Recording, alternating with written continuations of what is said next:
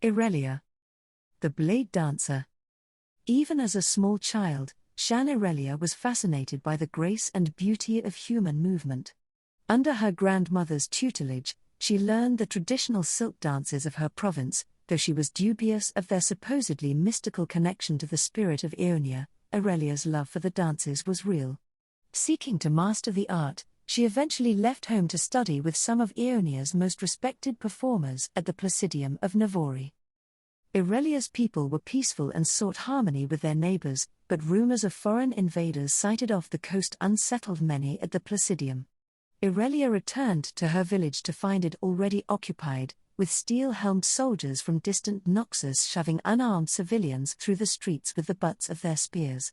The Noxian Admiral Dukal had seized the Shan home to quarter his fleet officers. Irelia's brothers and her father Leto had evidently protested. Her entire family now lay in unmarked graves, in the gardens. Ravaged by grief, the young girl saw Dukal's men hauling valuables from the house. Among the loot was a large metal crest, depicting the Shan family emblem. Irelia raced to it, wrenching it from Noxian hands.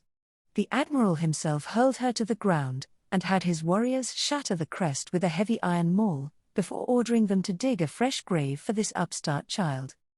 As they surrounded her, Irelia averted her eyes, looking to the pieces of the Shan crest scattered on the ground. From deep within her soul, she felt a strange rhythm begin to beat. The shards of metal began to twitch, to twist, moving seemingly on their own, and Irelia felt the serene joy of the ancient dances once more. With a sweep of her arm, she sent the pieces flying like ragged blades, cutting clean through two of the Noxians. As Dukal and his officers reeled in shock, Irelia snatched up the shards of her crest, and fled the village.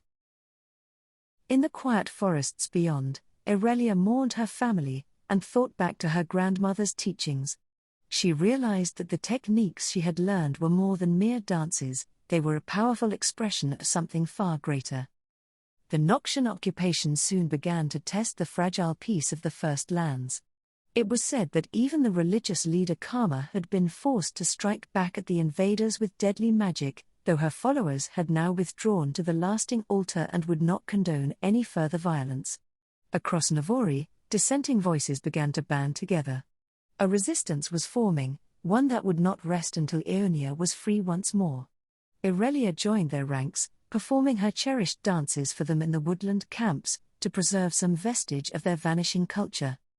She was barely 14 years old when she found herself back at the Placidium. Her band of resistance fighters joined the militia who had sworn to guard the monasteries and wild, sacred gardens. But Noxus knew only too well what this place represented. A particularly cunning general named Jericho Swain captured the Placidium and took its defenders hostage, hoping to lure the inevitable reinforcements into a trap. It was in this moment that Irelia rose to meet her destiny. Freed from her bonds, she unleashed the full potential of her ancient blade dance, lashing out with graceful zeal. A dozen of Swain's veterans fell, sowing chaos in their ranks as the other captives joined her, before she struck down the general himself. The sight of this rebellious girl hefting his severed arm over her head would be the turning point of the war. This victory, the great stand at Navori, ensured that everyone in Ionia knew the name of Shan Irelia, and looked to her for leadership. Reluctantly, she led the growing resistance for almost 3 years of grueling battle before her triumph at Dalu Bay. There, she finally cornered the defeated Admiral Dukal, and exacted the vengeance she had sought for so long. Though the war has long since ended, Ionia has been permanently changed by it.